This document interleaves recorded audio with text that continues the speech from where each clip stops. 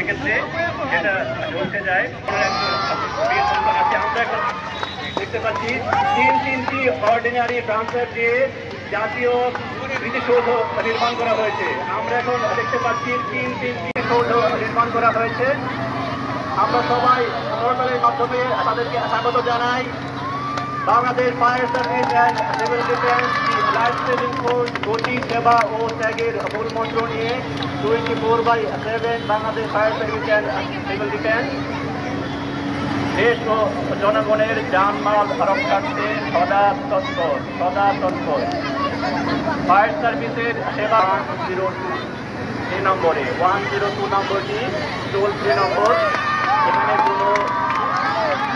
এখানে আপনার কোনো টাকা লাগবে না, টোল ফ্রি নাম্বার। এটা খুব টোল ফ্রি নাম্বার। আর যে কোনো দুর্ঘটনায় আপনারা না করে ফায়ার সার্ভিসে আপনারা সাহায্য করবেন। আমরা দেখতে পাচ্ছি দেখতে পেলাম যে আমাদের পানির যে স্পিডটা ঠিকমতো আসেনি। অনেক সময় এটা যেহেতু একটা টেকনিক্যাল কাজ, দেখা যায় কি আপনার অনেক সময় পানির স্পিড হয় না ঠিকমতো, হয়তো অনেক সময় কোনো একটা যন্ত্র নষ্ট হয়ে গেছে। সেই ক্ষেত্রে আপনারা কেউ উত্তেজিত হবেন না, ফায়ার সার্ভিসকে আপনারা সহায়তা করবেন। ফায়ার সার্ভিস হচ্ছে লাইফ সেভিং ফোর্স। ওটার নাম হচ্ছে রিভলভিং ট্রান্সপাইপ দিয়ে একই জায়গা থেকে চারিদিকের আগুন নির্বাপন করা যায়। এটা পানির স্পিডের সাথে সাথে অটো ঘূর্ণায়মান।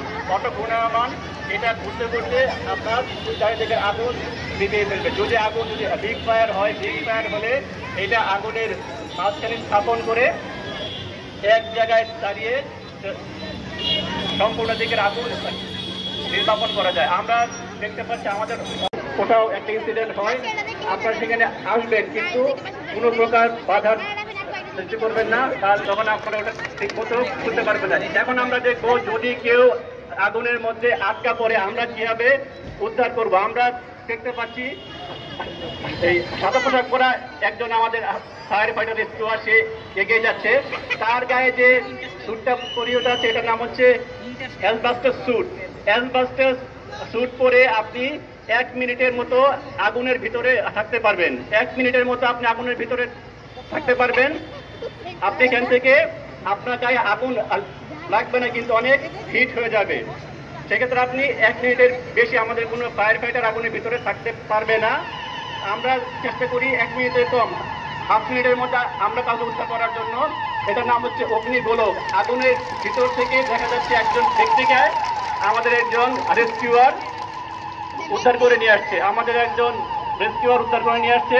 এখন আমরা দেখবো আমাদের যে পানিবাহী গাড়ি থেকে আমাদের ডেলিভারি হুইল দিয়ে আমাদের এই আগুনটা আমরা কিভাবে নির্বাপন করছি। আমাদের এই আগুন নির্বাপনের জন্য আমাদের যে ডেলিভারি হুইল, সেটা যে আমার নজল আছে, সেটা আমরা 3 পদ্ধতিতে আগুন নিবাতে পারি। যদি আমরা খুবই স্পিডে দেই তাহলে আমরা সেটাকে বলি জেট সিস্টেম। সাধারণত বিগ ফায়ারের ক্ষেত্রে আমরা তা করি। আর যদি শর্ট ফায়ার হয় সেক্ষেত্রে যদি আগুনটা অনেক বড় হয় তখন আমরা এইভাবে স্প্রে দিলে আমাদের এটা অনেক বড় আকারে বৃহৎ জায়গায় কাজ করতে পারে।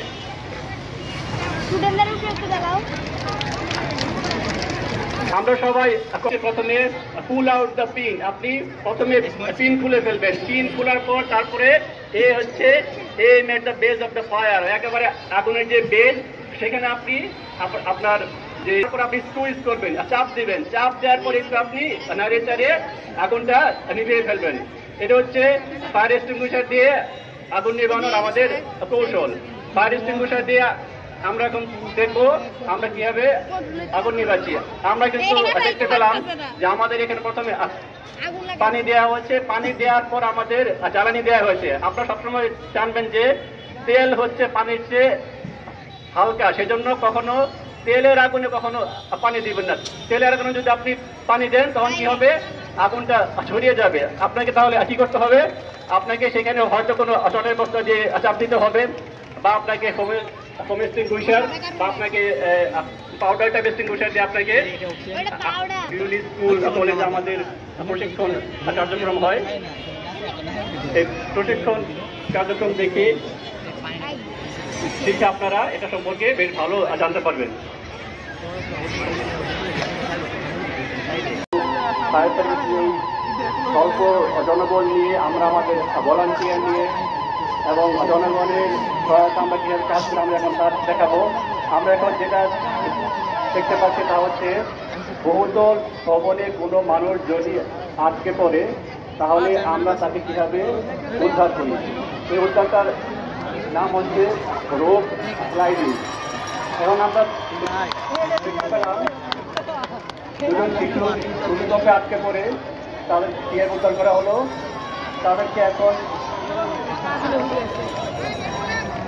প্রাথমিক চিকিৎসা দেওয়া হবে। প্রাথমিক চিকিৎসা দেওয়ার পরে অ্যাম্বুলেন্স যোগে দ্রুত হসপিটালে প্রেরণ করা হবে।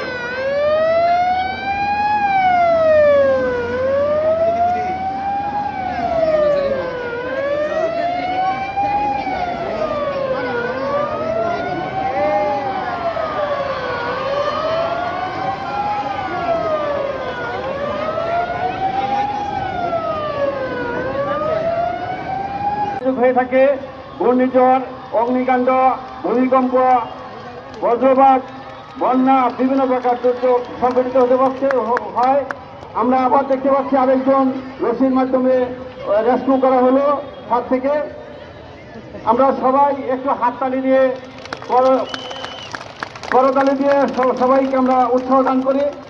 আমরা আজকে দুর্যোগ প্রশমন দিবস উপলক্ষে এই মুক্তাপাড়া মাঠে আয়োজিত অনুষ্ঠানে আমরা সবাই উপস্থিত হয়েছি।